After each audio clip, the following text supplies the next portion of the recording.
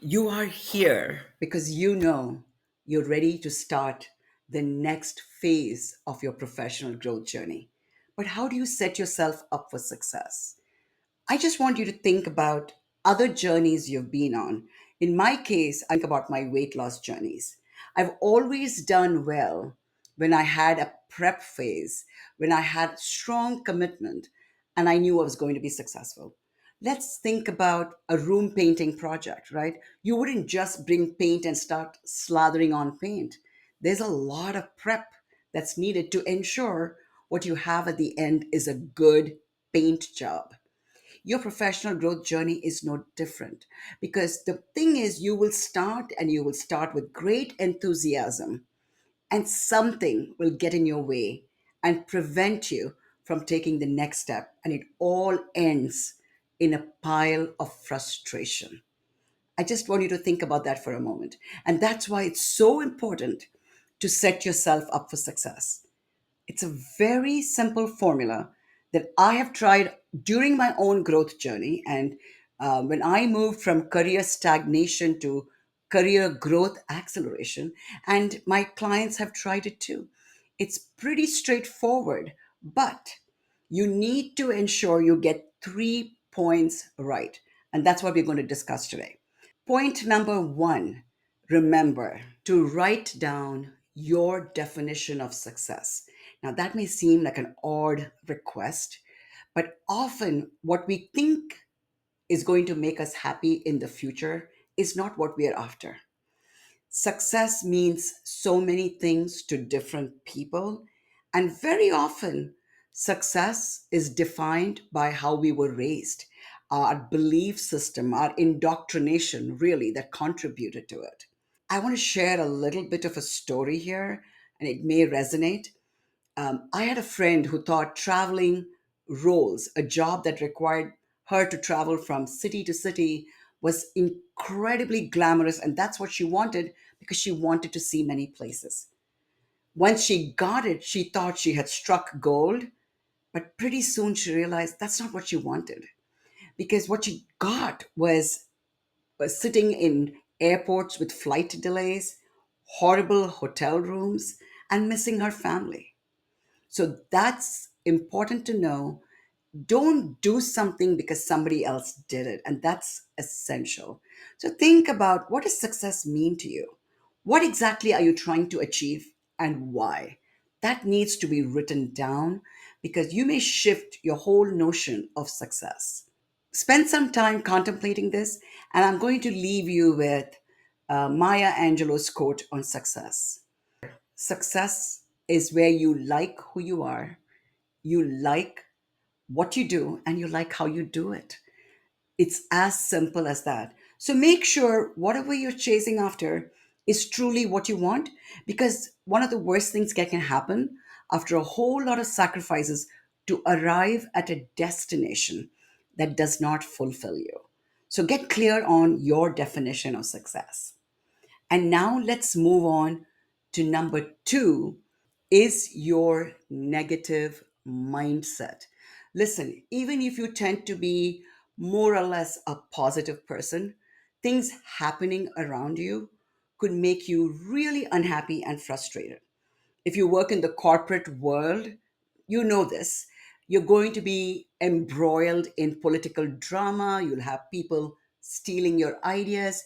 You start getting skeptical about everybody. You don't trust anybody. When you get to that state of mind, especially when you're on a growth journey, what happens is it deflates your energy. And how you show up on a Zoom meeting is going to be very telling.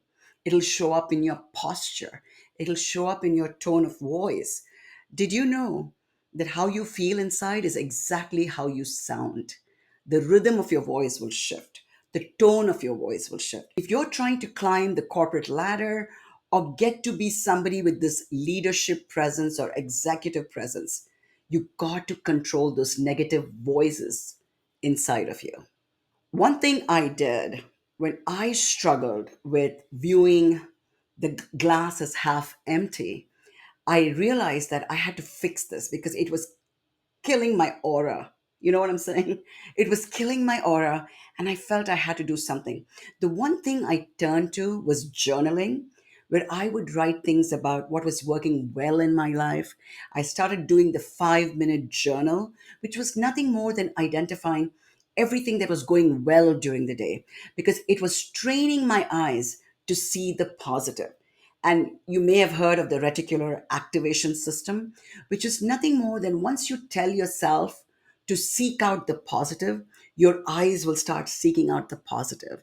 And when you train your mind to see the positive, your brain slowly gets rewired. So, the main reason for this is think about everything that's going well in your life and keep that negative thought patterns at bay. Very essential when you're going on a growth journey, because everything you've heard until this point is a de-risking of your growth journey project. We talked about the definition of success. Be clear before you end at a destination you don't want. And then we talked about how a negative mindset can trip you up, causing you to say, I'm done. I'm not doing this anymore. Right? We want you to succeed. So your mindset is everything. How you show up at work with a positive mindset changes your aura around you. People want to stay in conversation with you. And that's how you build relationships, which is essential for career success. Now, moving on to our third most important aspect of de risking your growth journey is celebrating your success. You know how easy it is to look past what we've accomplished only to focus things that we don't have yet. Kind of tied with that whole negative mindset point I made earlier. A performance evaluation. And if your boss told you you did very well in three areas, one area needs to improve, guess what? You're going to get fixated on the one area that's not going so well. You may even get annoyed at that evaluation, but you forget the three amazing points your boss made about you and your performance. So that's just how we look at it. So it's very essential because during a growth journey, as you are taking baby steps and changing, shifting your persona, your mindset, your aura, you're not going to realize all of this is happening. You're going to think like, I'm making no progress, I see no change. And this is why it's important to keep a log. You keep it on your laptop. Keep a log of everything you have done in your growth journey. Let me give you a small example. We all know that active listening is essential. If you're talking to somebody, say, and you think you have a habit of interrupting somebody, and maybe your boss told you that you need to become a better listener. What does that mean? Just set a goal. It could take 2 to 3 weeks to fix this issue. And you tell yourself, I'm going to pay attention clearly to everybody who's speaking. And how does this person know that you're listening? Of course, you could nod your head, but that alone is not good enough. You got to ask good follow up questions. When you do that, the other person realizes you've been listening, and that's why you've come up with these very thoughtful questions. That's a sign that you're doing well. If you set the intention for listening well and you do it for 3 weeks, you get a reward. So celebrate that success. Maybe at the end of 3 weeks and say, you know what? I love golfing. I'm going to get myself a new set of golf balls. Or maybe it's just a mani pedi, whatever floats your boat, so to speak. Do that because it could be you're checking off every little goal of yours, right? Active listening was a goal. You did that in 3 weeks. What comes next? Maybe you want to speak in a softer, gentler tone of voice. Practice that. But don't forget to celebrate it because 3 months down the road, you're going to ask yourself, what did I accomplish? So celebrate your wins because when you know you're making progress, you will continue the effort. Never forget, no matter what, every 2 to 3 weeks, go back in your calendar and see what you've done well and celebrate it. There are different ways of celebrating it. I don't want to go into it. You can even create certificates in Microsoft Word to make you feel better. In fact, I think that's a great idea because if you keep all those little wins along the way as you're building up your professional skill set, be it communication, be it listening, be it influence building, mastering your mindset, making sure you don't get emotionally triggered. That is so key. It's all emotional intelligence. Maybe say I'm trying to get up through the ranks of senior leadership.